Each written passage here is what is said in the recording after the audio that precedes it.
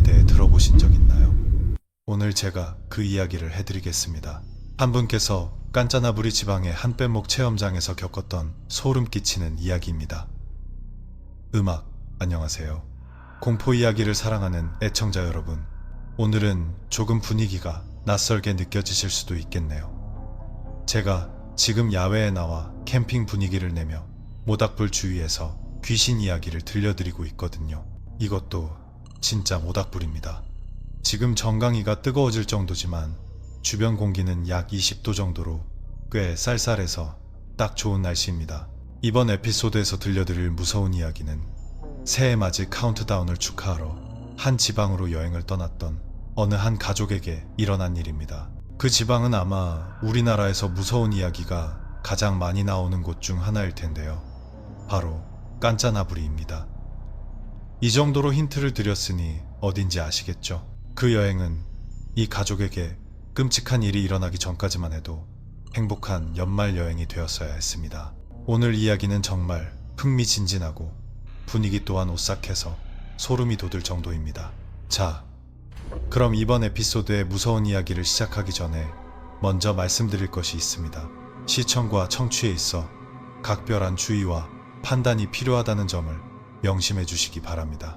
오늘 이야기는 한 청취자분의 끔찍한 경험담으로 가명으로 팩이라고 부르겠습니다. 팩 씨는 어느 정도 강한 영감을 가진 사람, 즉 센스가 있는 사람이었습니다. 영혼이나 귀신을 꽤 자주 볼 수 있었기 때문이죠. 이 이야기는 약 6년 전 그에게 실제로 일어났던 무서운 경험입니다. 당시의 사건은 너무나도 끔찍해서 그는 이 이야기를 여러분께 들려주기 위해 살아 돌아오지 못할 뻔했습니다. 오늘 이야기는 우리 모두를 2018년으로 되돌아가게 합니다. 그때 팩 씨는 15살이었습니다. 12월 그의 가족은 다른 지방에서 새해 카운트다운을 할 계획을 세웠지만 어느 지방으로 갈지는 아직 정하지 못했습니다. 가고 싶은 곳이 소리를 좀 내도 되고 반려동물도 데려갈 수 있는 곳이어야 했기 때문입니다. 팩 씨의 가족은 개를 한 마리 키우고 있었거든요. 개를 데려갈 수 있으면서 마음껏 소리를 낼 수 있는 적당한 장소를 찾는 데는 시간이 꽤 걸렸습니다. 가족들은 가고 싶은 장소를 함께 열심히 찾았습니다. 처음에는 남쪽 바다로 가거나 북쪽 산에서 텐트를 칠까 생각했습니다. 그런데 그의 누나가 깐짜나부리에서 텐트를 쳐보는 건 어떻겠냐고 제안했습니다. 누나가 한 앱에서 연말 프로모션 광고를 봤기 때문입니다. 부모님은 프로모션이 있다는 말에 흥미를 느끼셨고 아버지는 어디 한번 보자라고 하셨습니다. 부모님은 누나가 모두를 데리고 캠핑 가고 싶어하는 장소가 어떤 곳인지 보고 싶어 하셨습니다. 누나는 부모님과 팩 씨에게 후기 사진을 보여주었습니다. 그때 본 후기 사진 속 풍경은 정말 좋았습니다. 10여 채 정도 되는 큰 뗏목집들이 줄지어 있었고 숲과 강이 어우러져 말 그대로 분위기 좋은 곳이었습니다. 중요한 것은 개를 뗏목에 데려갈 수 있다는 점이었습니다. 어머니는 숙소 후기를 보시고는 올해 새해는 좀 특별한 곳으로 가보자고 결정하셨습니다. 그리고 누나에게 좋아 우리 가족 여기로 예약하자고 말했습니다. 깐짜나부리에서의 숙박은 2박 3일 일정이었고 어머니는 누나에게 숙소 예약을 맡겼습니다. 선금을 내야 하는지 어떻게 해야 하는지 숙소 측과 이야기해보라고 하셨죠. 숙소와 이야기가 잘 되어 누나는 예약금을 지불했습니다. 가족은 12월 29일에 출발하기로 했습니다.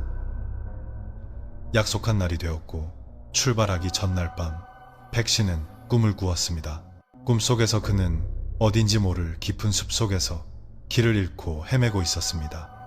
그는 이리저리 걸어다니며 도와달라고 소리쳤습니다. 그러다 흰 옷을 입은 사람이 눈앞을 휙 지나가는 것을 보고 그곳에서 벗어나고 싶은 마음에 서둘러 뒤쫓아갔습니다. 꿈속에서도 그는 잠깐만요. 저 좀 기다려주세요. 숲에서 길을 잃었어요. 저 좀 도와주세요. 기다려요. 라고 외쳤습니다. 그 사람이 들었는지 어땠는지 달려가던 사람은 멈춰섰고 그는 그 사람을 따라잡을 수 있었습니다. 그리고 팩 씨를 앞서가던 사람이 어깨까지 오는 단발머리에 길고 하얀 잠옷 같은 원피스를 입은 여자라는 것을 알게 되었습니다. 그 여자는 멈춰서서 뒤돌아 그를 보더니 이리 오라고 손짓했습니다. 그녀를 따라가던 팩 씨는 그녀의 눈빛과 얼굴을 보고 왜 저 여자의 눈은 저렇게 슬퍼 보이는데 얼굴은 화가 나 있을까? 라고 생각했습니다. 그는 그녀에게 다가가려다가 더 이상 다가갈 용기가 나지 않았습니다. 그는 걸음을 멈추고 대신 천천히 뒤로 물러섰습니다. 그가 뒤로 물러서는 순간 갑자기 그 여자가 그를 향해 맹렬히 달려들었습니다. 그 순간 그는 너무 놀라 잠에서 깨어났습니다. 깨어나 보니 온몸이 땀으로 흠뻑 젖어 있었습니다. 특히 등은 마치 정말로 달리기를 한 것처럼 땀으로 축축했습니다. 그가 잠든 방은 에어컨 온도를 18도로 맞춰 놓았기 때문에 이렇게 땀을 흘릴 만큼 더울 리가 없었습니다. 그가 휴대폰을 들어 시간을 확인하니 새벽 2시 45분이었습니다. 그는 새벽 5시에 다시 일어나야 했기 때문에 휴대폰을 더 보지 않고 5시에 알람이 울리면 일어나겠거니 생각했습니다. 새벽 2시가 조금 넘은 시간이어서 그는 방금 꾼 꿈은 신경 쓰지 않고 다시 잠을 청하려 했습니다. 그리고 이번엔 잠이 든 후에 이상한 꿈을 꾸거나 이상한 것을 보지 않았습니다. 새벽 5시가 되자 그는 일어나 샤워를 하고 옷을 입고 출발 준비를 했습니다. 백 씨와 그의 가족은 촌부리 지방에 살고 있었는데 아침 6시에 출발하기로 했습니다. 이번 여행은 아버지, 어머니, 누나, 이모, 3살 된 조카딸, 그리고 백 씨 자신을 포함해 총 6명이었습니다. 그리고 아메리칸 핏불테리어 한 마리도 함께였습니다. 촌부리에서 깐짜나부리까지는 차로 약 5시간이 걸렸습니다. 깐짜나부리 지방에 도착해서는 예약해둔 뗏목 숙소의 체크인 시간이 오후 2시 30분이었기 때문에 먼저 시내를 구경했습니다. 아버지는 차를 몰아 여러 관광지를 들렀습니다. 콰이강의 다리, 죽음의 철도, 그리고 여러 카페 등 깐짜나부리 시내를 돌아다니며 먹고 즐기다 보니 어느새 오후 3시가 되었습니다. 아버지는 예약해둔 숙소로 차를 몰았습니다.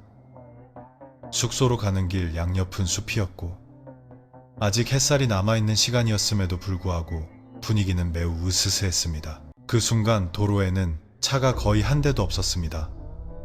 다른 차들도 있을 거라 생각했지만 없었습니다. 연휴 기간이라 다른 지방으로 여행 온 사람들이 많을 테고 특히 이 지방은 방콕에서 멀지 않아 휴양객이 많을 텐데도 차가 전혀 없다는 것이 이상했습니다. 으스스한 길을 달리는 것은 그들의 차뿐이었습니다. 숙소로 차를 몰고 가면서 그는 주위를 둘러보았습니다. 그런데 그의 눈에 숙소로 들어가는 길가에 거의 내내 영혼들이 서 있는 것이 보였습니다. 그는 이게 사람인지 귀신인지 대체 무엇인지 확인하기 위해 고개를 계속 좌우로 돌렸습니다.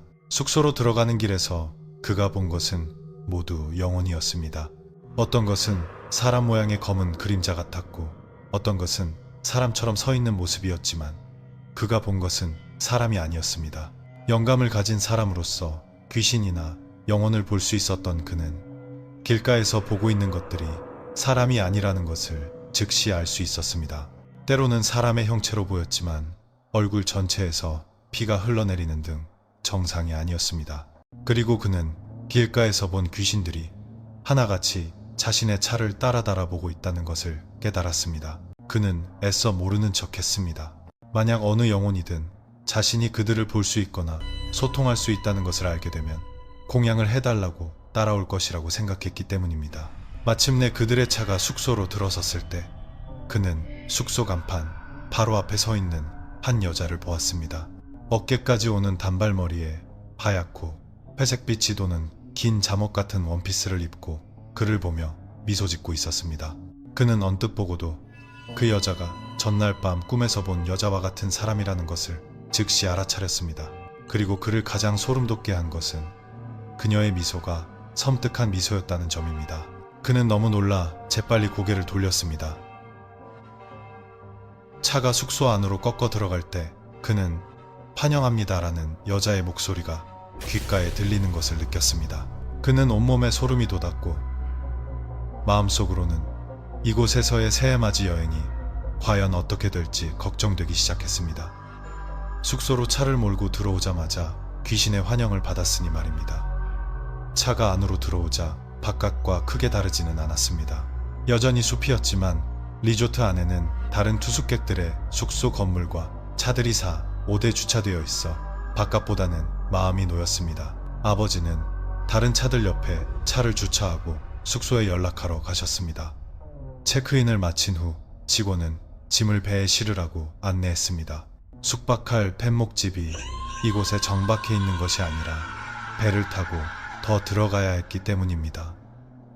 그 후 그의 가족은 짐을 배에 싣는 것을 도왔습니다. 짐을 싣는 동안 그는 여러 쌍의 눈이 자신을 주시하고 있다는 것을 느꼈습니다. 심지어 나무 위에서도 시선이 느껴졌지만 주위를 둘러봐도 누가 쳐다보는지는 찾을 수 없었습니다. 마음이 점점 불안해졌지만 아무에게도 말할 용기가 나지 않았습니다. 짐을 다 싣고 나니 배를 운전하는 아저씨 한 분을 만났습니다. 그는 아저씨께 "아저씨, 가는데 얼마나 걸리나요?" 라고 물었습니다. 아저씨는 데려다 줄 뗏목까지는 강가에서 약 10여 분 정도 걸린다고 말했습니다. "너희들 짐 다 싣고 나면 저기서 나를 불러라." 가족들이 모든 짐을 다 싣고 아저씨를 부르자 아저씨는 걸어와서 그들이 묵을 뗏목으로 데려다 주었습니다. 아저씨가 데려다 준 뗏목은 약 10여 채가 서로 연결되어 있는 형태였습니다. 그들이 도착한 곳은 마지막 10번째 뗏목집이었습니다. 그가 주변을 살펴보니 그들 옆에 있는 9번째 뗏목부터 8번, 7번 등등은 아무도 없는 빈 뗏목이었습니다. 그의 가족은 오히려 만족스러워했습니다. 반려동물을 데리고 여행을 오면 데려온 개가 밤에 짖어서 다른 사람들의 여행 분위기를 망칠까봐 신경이 쓰이기 마련이었기 때문입니다. 배가 천천히 다가오면서 묵을 뗏목 옆에 아무도 없다는 것을 확인하고는 안심했습니다. 적어도 시끄럽게 해도 크게 신경 쓰지 않아도 되니까요. 배가 그들의 뗏목에 도착하자 그들은 모든 짐을 내렸습니다. 짐을 다 내린 후 뱃사공 아저씨는 강가로 돌아가면서 전화번호를 남겨주었습니다. "무슨 일이 있거나 필요한 게 있으면 이 번호로 전화해. 10분이면 배 몰고 올게." 그리고 숙소 위, 즉 배 위에는 여러 전화번호가 붙어 있었습니다. 무카타 태국식 불고기, 음료, 얼음 배달 번호 등이었습니다. 뗏목 위에 손님들이 주문하면 배로 배달해주는 서비스가 있었기 때문입니다. 아저씨가 배를 몰고 돌아간 후 그들은 짐을 숙소 위로 옮기고 나서 뗏목 안을 둘러보기 시작했습니다. 뗏목은 중앙에 큰 방 하나와 화장실이 있는 큰 규모였고 바깥은 일반적인 뗏목처럼 카약 등이 뗏목 옆에 묶여 있어 손님들이 자유롭게 이용할 수 있었습니다. 뗏목의 모습은 일반적이었지만 주변이 숲으로 둘러싸여 있어 분위기는 조용하고 상쾌했습니다. 짐을 정리하고 나니 오후 4시쯤 되었습니다. 그의 어머니는 뗏목에서 먹을 무카타를 주문하려고 전화를 걸었습니다. 가게에서는 오늘 주문이 많아 시간이 꽤 걸릴 것이라고 했습니다. 무카타가 오기까지 시간이 남았다고 생각한 백 씨는 카약을 타러 갔습니다. 카약은 뗏목에 바로 붙어 있었고 그는 천천히 노를 저어 다른 뗏목집들을 구경했습니다. 근처에 있는 다른 사람들에게 인사를 건네기도 하고 사진을 찍기도 하며 경치를 구경하다 보니 어느새 1시간 가까이 카약을 타고 있었습니다. 시간이 꽤 흘렀다고 생각한 그는 다시 돌아가기로 했습니다. 숙소로 돌아가는 길에 그의 눈에 텀목을 지나 저 멀리 숲 쪽에 배를 댈 수 있는 선착장과 그곳에 정박해 있는 배 한 척이 보였습니다. 그는 호기심이 생겨 그곳으로 가보기로 결심했습니다. 그는 자신의 뗏목을 지나 반대편 숲 쪽으로 노를 저었습니다. 자신의 뗏목을 지나쳐 얼마 가지 않았을 때 그는 분위기가 변하는 것을 느꼈습니다. 날씨가 흐려지고 매우 쌀쌀해졌습니다. 낡은 선착장에 도착했을 때 그는 갑자기 온몸에 소름이 돋는 것을 느꼈습니다. 그는 그곳에 잠시 머물다가 돌아가려고 준비했습니다.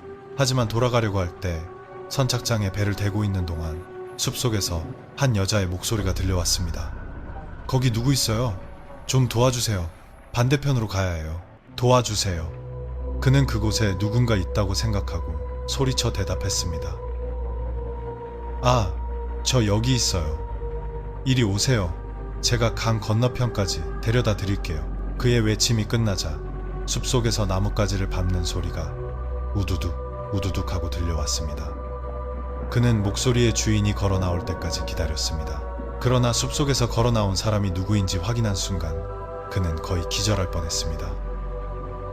걸어 나온 사람은 숙소 간판 앞에서 보았던 바로 그 흰 옷의 여자였습니다. 그녀는 숲 가장자리 선착장에서 몇 미터 떨어지지 않은 곳에 멈춰서서 그에게 빨리 오라고 손짓했습니다. 그 모습을 본 그는 목숨을 걸고 미친 듯이 노를 저어 도망쳤습니다. 하지만 그 여자는 그와 소통하려는 듯 했습니다. 그 여자의 목소리가 그의 귓가에 희미하게 들려왔습니다. 같이 죽자. 이번에는 그의 멍했던 정신이 번쩍 들었습니다. 그는 모든 힘을 다해 숨 쉴 틈도 없이 자신의 뗏목으로 노를 저었습니다. 뗏목에 도착하자마자 그는 너무 무서워서 아버지의 불상 목걸이를 꺼내 목에 걸었습니다. 그는 이 일을 아무에게도 말하지 않았습니다. 그랬다가는 분위기가 싸늘해질 게 뻔했기 때문입니다. 그는 아무것도 보지 못한 척 이런 일이 전혀 없었던 것처럼 평범하게 행동하려 했습니다. 그때 마침 아버지가 불판을 준비하고 무카타를 굽기 시작하셨습니다. 그래서 아무도 그의 이상한 행동이나 두려워하는 모습에 크게 신경 쓰지 않았습니다. 그의 목에는 지금 최소 3개의 불상이 걸려 있었고 자신을 보호해 줄 것이라는 생각에 마음이 조금 놓이고 긴장이 풀리기 시작했습니다. 그는 가족들이 무카타를 먹으러 모여 있는 것을 보고 그 자리에 함께 했습니다. 앉아서 무카타를 먹는 동안 그는 숲속을 쳐다보면 보고 싶지 않은 것을 볼까봐 계속 숲에 등을 돌리고 앉았습니다. 이야기를 나누며 먹다 보니 시간은 밤 10시가 훌쩍 넘었습니다. 그는 부모님께 먼저 샤워하러 갈게요. 더 늦으면 추워질 것 같아요 라고 말했습니다. 샤워하기 전에 그는 아버지의 불상 목걸이를 벗어 화장실 안 테이블에 놓아두고 샤워를 하러 갔습니다. 샤워하는 동안에도 그는 이상한 느낌을 받았습니다. 머리를 감고 있을 때 등 중앙에 가느다란 머리카락이 스치는 듯한 느낌이 들었습니다. 하지만 그 느낌은 어디선가 불어온 바람이 목덜미를 스치고 귓가에서 깊은 한숨 소리가 들렸을 때만큼 명확하지는 않았습니다. 그는 샴푸 거품이 얼굴에 흐르는 채로 급히 뒤를 돌아보았지만 텅 빈 공간 외에는 아무것도 보이지 않았습니다. 그는 방금 등 뒤에서 목덜미를 스친 바람이 마치 누군가 진짜로 분 것처럼 느껴졌다고 확신했습니다. 그는 서둘러 샴푸를 헹구고 몸을 씻은 후 수건으로 몸을 닦고 옷을 갈아입고 다시 밖으로 나갔습니다. 다른 사람들은 여전히 관목 밖에서 놀고 있었기 때문입니다. 그는 문을 열고 밖으로 나왔는데 문 앞에 누워있던 개를 마주쳤습니다. 처음에는 가만히 누워있던 개가 그가 문을 열고 나오자 벌떡 일어나 그를 향해 짖기 시작했습니다.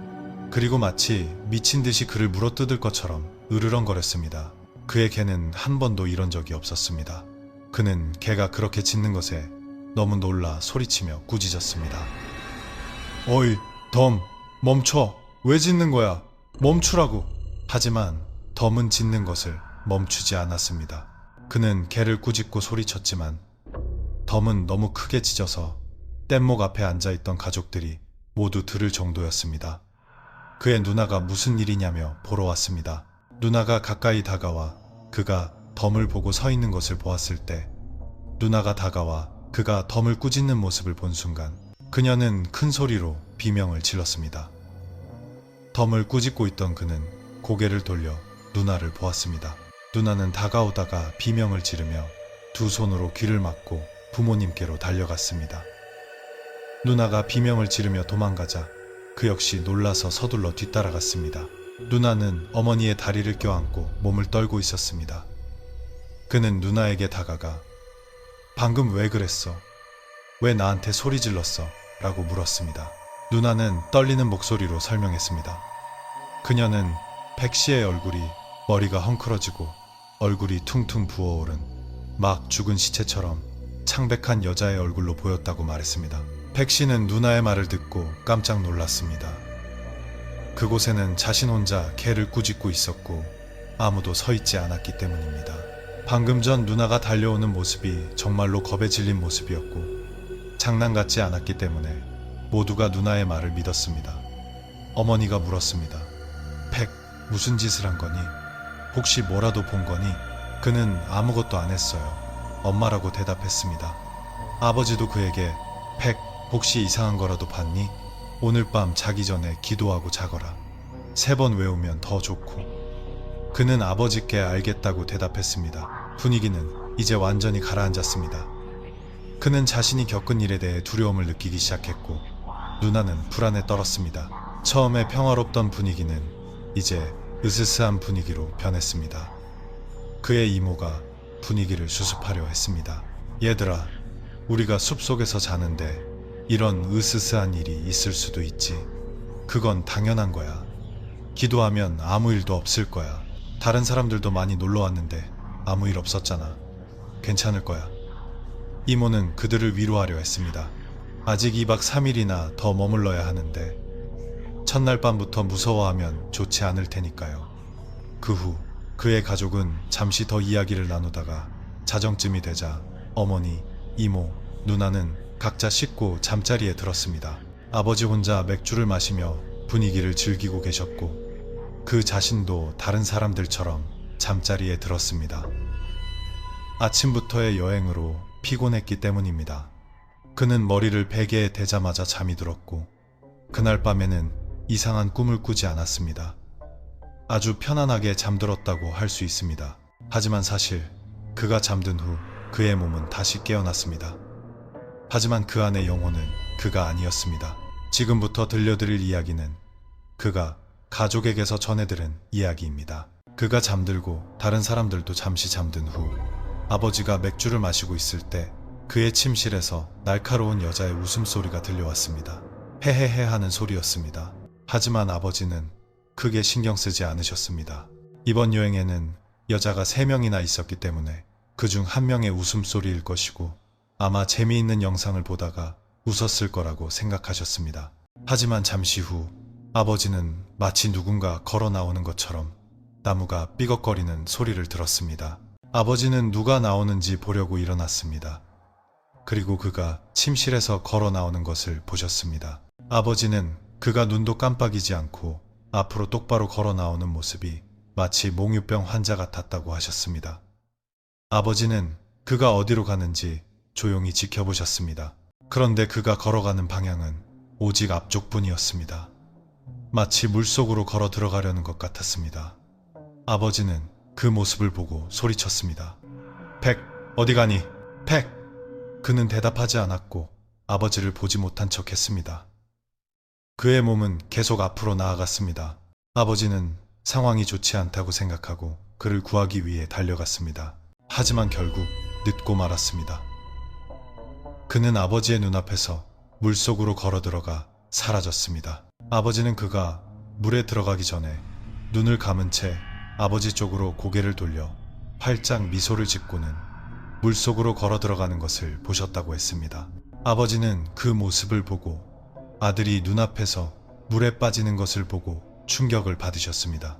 그때 아버지의 외침은 너무나 커서 다른 사람들이 모두 무슨 일이냐며 뛰쳐나왔습니다. 그리고 아버지가 물속에서 그를 부르며 소리치는 모습을 보았습니다. 어머니는 너무 놀라 아버지께 무슨 일이에요? 무슨 일이에요? 라고 물었습니다. 그때 아버지는 짧게 대답하셨습니다. 팩이 물에 빠졌어. 빨리 사람 불러와. 어머니와 이모, 누나는 숙소에 전화를 걸고 구조대에 연락해 사람이 물에 빠졌으니 빨리 와달라고 신고했습니다. 당시 상황은 매우 혼란스러웠지만 다른 뗏목집들은 무슨 일이 일어났는지 전혀 몰랐습니다. 각 숙소가 꽤 떨어져 있었고 다른 집들은 파티를 하며 시끄럽게 놀고 있었기 때문에 그들의 집에서 무슨 소동이 일어났는지 잘 들리지 않았을 것입니다. 구조대를 기다리는 동안 그의 가족은 손전등으로 그를 찾았고 아버지도 그날 밤 물속에 뛰어들어 그를 찾다가 다리에 쥐가 날 뻔했습니다. 한참을 찾고 있을 때 구조대가 거의 도착할 무렵 그의 누나가 반대편 강둑, 즉 숲이 있고 낡은 선착장이 있는 곳으로 그가 기어 올라가는 모습을 보았습니다. 인목에서 약 50m 정도 떨어진 곳으로 저녁에 그가 카약을 타고 갔던 그 낡은 선착장이었습니다. 누나는 그의 모습을 보고 모두에게 소리쳤습니다. 아빠, 엄마, 팩 저기 있어요. 저기, 팩이 저기 있어요.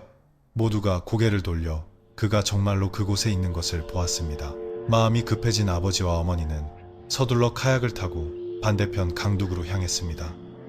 누나는 다른 구조대원들과 함께 기다렸습니다. 잠시 후 아버지와 어머니가 카약을 타고 얼마 가지 않아 뱃사공 아저씨와 직원 3명이 도착했습니다. 아저씨는 누나에게 어떻게 된 일이냐고 물었지만 누나는 그때 아무 말도 할 수 없었습니다.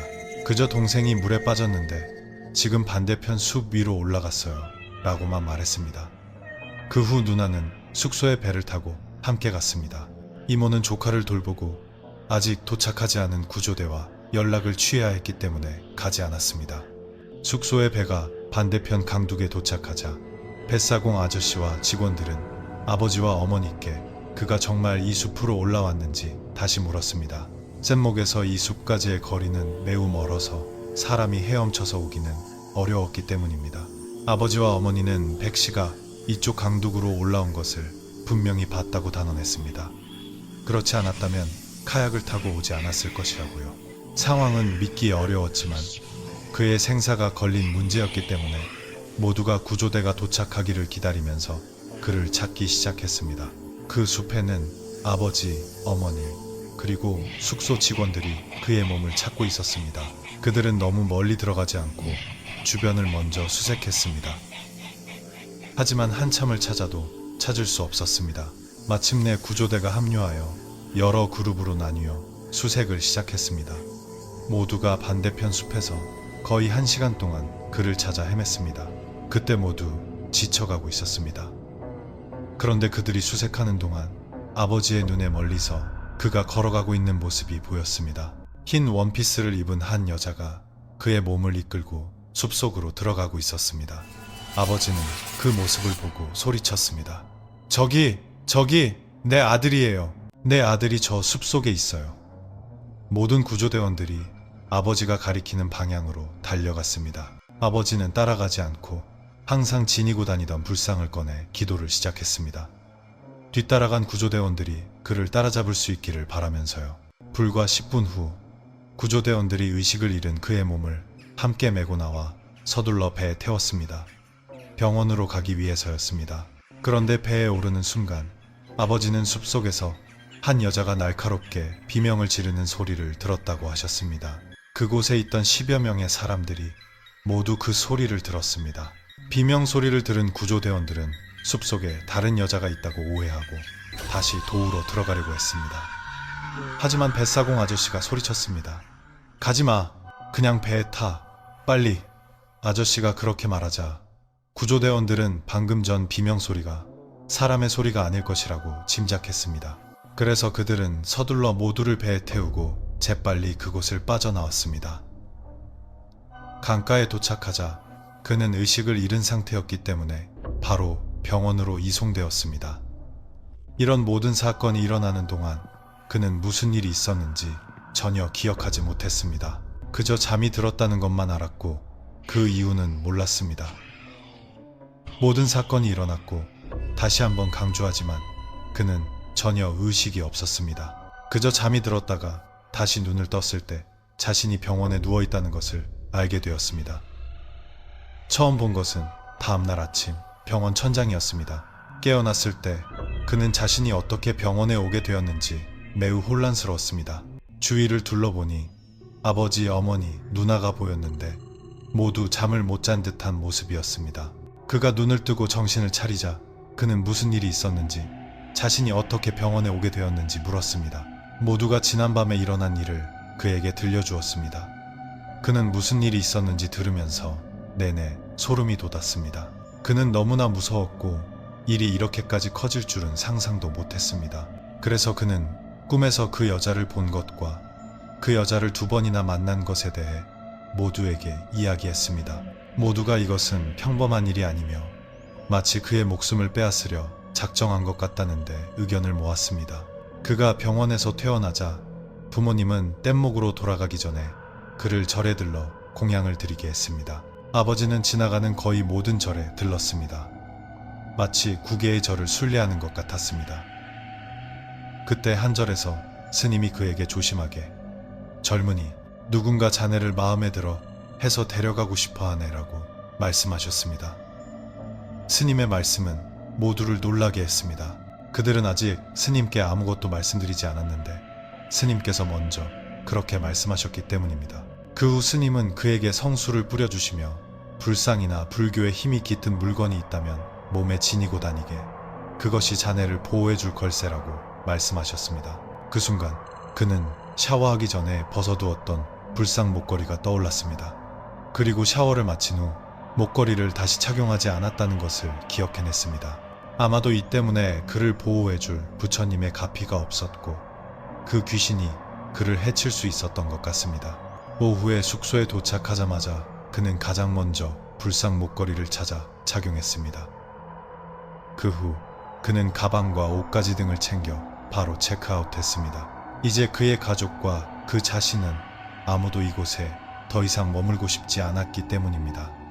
숙소 주인이 그의 가족에게 다가와 어떻게 된 일인지, 무슨 일이 있었는지, 그리고 지금 그의 상태는 어떤지 물었습니다. 어젯밤에 아저씨가 그가 물에 빠졌다가 숲으로 헤엄쳐 갔다고 알려주었다고 했습니다. 아버지는 어젯밤에 일어난 일을 사실대로 이야기했습니다. 그 자신도 이 여자를 어디서 어떻게 보았는지 덧붙였습니다. 아마도 그 여자가 이 사건의 원인일 것이라고요. 숙소 주인은 매우 놀랐고 결국 이 일이 귀신과 관련된 일이라고는 생각하지 못했습니다. 그리고 그는 백 씨에게 그가 본 여자의 인상착의가 어땠는지 물었습니다. 그는 잠옷 같은 흰 원피스를 입고 어깨까지 오는 단발머리에 꽤 예쁜 얼굴이었어요 라고 대답했습니다. 그 말을 듣자마자 주인은 잠시 말을 잇지 못하고 침묵에 잠겼습니다. 그러더니 눈시울이 붉어지며 울음을 터뜨릴 것 같은 표정을 짓더니 그 아이는 제 딸입니다 라고 말했습니다. 이번에는 그의 가족이 충격을 받을 차례였습니다. 숙소 주인은 자신에게 딸이 한 명 있었다고 이야기했습니다. 몇 년 전의 일이었습니다. 당시 그의 딸은 몇 년간 사귄 남자와 결혼을 앞두고 있었습니다. 딸은 결혼을 매우 원했고 성대하게 준비했습니다. 하지만 결혼식 날 신랑은 아무 말 없이 갑자기 사라져버렸습니다. 나중에 알고 보니 그 남자에게는 다른 여자가 있었고 결혼할 생각이 없었던 것입니다. 결혼식이 파투난 후 딸은 먹지도 자지도 못하고 거의 매일 울며 지냈습니다. 남자친구 문제로 상심하고 창피함도 느꼈습니다. 그러던 어느 날 딸의 상태가 조금 나아지는 것 같았습니다. 다시 살아갈 용기를 얻은 듯 아버지에게 잠깐 산책 좀 하고 올게요 라고 말했습니다. 그는 딸이 이 근처에서 산책하며 자연의 공기를 마시는 것이 좋을 것이라고 생각하고 허락했습니다. 하지만 이번에 딸은 아주 오랫동안 돌아오지 않았습니다. 몇 시간이 지나도 돌아오지 않자 그는 불안해지기 시작했습니다. 그는 아침부터 저녁까지 숙소 근처에서 딸을 찾아다녔지만 찾지 못했습니다. 근처 일꾼들에게 물어보니 마지막으로 본 것이 딸이 마지막 뗏목 건너편 숲가에서 걷고 있는 모습이었다고 했습니다. 그는 서둘러 경찰에 신고했고 함께 수색을 벌였습니다. 밤새도록 찾은 끝에 깊은 숲속에서 딸의 싸늘한 시신을 발견했습니다. 부검 결과 딸은 그날 저녁에 사망한 것으로 밝혀졌습니다. 이것이 숙소 주인이 그들에게 들려준 이야기였습니다. 숙소 주인은 이야기를 하면서 눈물을 글썽였습니다. 그는 그들이 겪은 모든 일의 원인을 어느 정도 짐작하고 있었습니다. 숙소 주인은 그에게 일어난 위험한 일에 대한 보상으로 숙박비 전액을 환불해 주었고 그가 거의 목숨을 잃을 뻔했기 때문에 이 이야기를 비밀로 해달라고 부탁했습니다. 그의 가족 역시 이런 일이 일어나기를 원하지 않았기 때문에 이 이야기를 누구에게도 하지 않았습니다. 숙소 측은 여러 가지 일을 잘 처리해 주었고 그 역시 이 이야기를 비밀로 하겠다고 약속했습니다. 그 후 그들은 다른 곳에 들르지 않고 바로 집으로 돌아갔습니다. 하지만 집으로 돌아가는 길에 어머니는 그를 아는 무당에게 데려갔습니다. 누가 따라오지는 않았는지 무슨 일이 있는지 다시 한번 확인하기 위해서였습니다. 무당은 한 여자가 따라오고 있으며 그 여자의 모습이 바로 그 여자와 같다고 말했습니다. 심지어 그를 데려가고 싶어서 여기까지 따라왔다고 했습니다. 어머니는 그 여자가 또 그에게 해를 끼칠까봐 두려워 무당에게 그 영혼을 쫓아달라고 부탁했습니다. 그의 추측으로는 무당이 해준 의식은 아마도 악령을 쫓는 의식 같은 것이었을 겁니다. 그때 의식이 끝나자 무당은 그와 앉아서 이야기를 나누며 무슨 짓을 했는지 물었습니다. 그는 정말로 아무 짓도 하지 않았다고 말했습니다. 하지만 무당은 그럴 리가 없다며 아무런 매개체 없이 이렇게까지 따라올 수는 없다고 했습니다. 혹시 말을 걸거나 무언가 건드리지 않았냐고 물었습니다. 그는 곰곰이 생각했습니다. 집에 도착할 때까지도 자신이 무엇을 잘못했는지 생각해내지 못했습니다. 그는 이 의문을 몇 달 동안 계속 간직했습니다. 그러던 어느 날 그는 우연히 인터넷에서 새해에 가족과 함께 갔던 그 숙소의 사진을 보게 되었습니다. 그 후기는 누나가 예전에 그와 부모님께 보여주었던 바로 그 후기였습니다. 그가 다시 그 후기를 보았을 때 그는 모든 것을 깨달았습니다. 후기에는 그 여자가 살아있을 때 찍힌 사진이 몇 장 있었기 때문입니다. 그는 스스로 결론을 내렸습니다. 어쩌면 그 사진이 그와 그 여자 사이의 매개체였을지도 모른다고요. 그는 영감이 강한 사람이었고 우연히 사진 속에서 그 여자와 눈이 마주친 것이 그도 모르는 사이에 파장이 맞아 서로 소통할 수 있게 된 계기가 되었을지도 모릅니다. 하지만 이 모든 것은 그의 추측일 뿐입니다. 그가 왜 그 여자를 보고 만나게 되었는지에 대한 진짜 이유는 여전히 미스터리로 남아 있습니다. 이것이 팩 씨가 겪었던 무서운 이야기입니다. 저는 이 이야기가 매우 흥미롭다고 생각합니다. 팩 씨가 추측한 것처럼 그 여자가 나온 숙소 후기 사진이 그와 그 영혼을 연결하는 매개체가 될 수 있다는 것은 이상하고 전혀 생각지도 못했던 일입니다. 무서운 점은 팩 씨가 그곳에 도착하기 이틀 전부터 그 여자를 꿈에서 보았다는 것입니다. 그 숙소에 도착하기도 전에 말이죠. 단지 사진을 보는 것만으로도 파장이 맞을 수 있다니 정말 예상치 못한 일입니다. 특히 팩 씨가 잠든 후 자신이 몽유병처럼 걸어 물에 빠진 것을 전혀 몰랐다는 이야기를 들었을 때 만약 그날 밤 아버지가 잠드셨다면 팩 씨의 가족에게 얼마나 끔찍하고 슬픈 일이 일어났을지 상상해 보세요. 팩 씨가 물에 빠지기 전에 아버지에게 미소를 지었다는 장면만 상상해도 소름이 돋습니다. 분위기 때문에 저는 이 이야기를 하는 내내 소름이 돋았습니다.